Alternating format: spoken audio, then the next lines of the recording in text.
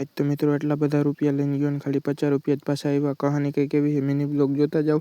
તો મિત્રો બપોરે ઘરે આવી ગયો ને હવે ખાવા બેસી ગયો. હું ખાઈ પી લઈ અને પછી પાછા આપણે વાડીએ જવાનું હોય તો ચાલો જઈએ. લુંગી લઈ લીધી અને વાડીએ ભાગી.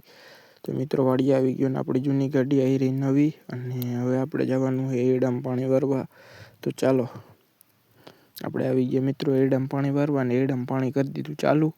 અને મિત્રો આજ લગભગ એડામાં પાણી પી ગયા છે તો પછી આપણે કાલ કંઈક નવું કામ કરવાનું છે એ તમને દેખાડી. અને પછી ચાનો ટાઈમ થઈ ગયો મિત્રો હું આવી ગયો ચા પીવા. જોઈ લ્યો ચા પી લઈએ અને પછી પાછા એડામાં પાણી વારવા જઈ. તો મિત્રો એડામાં પાણી વારવા આવી ગયા છીએ અને જોઈ લ્યો હવે થોડાક એક બે નાકા જ રહ્યા છે એ પાઈ દઈ અને પછી પાછા આપણે એક વાડીએ જાહી. અને મિત્રો એ બે નાકા પીધા ને થોડુંક પીધું તો લાઇટ વહી ગઈ. તો પછી આપણે નાસ્તો કરવા બેસી ગયા. વેફર છે ખાઈ લઈ અને પછી જોઈ લ્યો આપણી નવી ગાડીની પડીને પપ્પાની ભેહું લેવા ગયા છે. અને એ ભેહું લઈને આવ્યા અને આવી આપણી ભેંસ આપણે દોવાની છે ભેંસને અને દાદા જઈ નીણ નાખવા.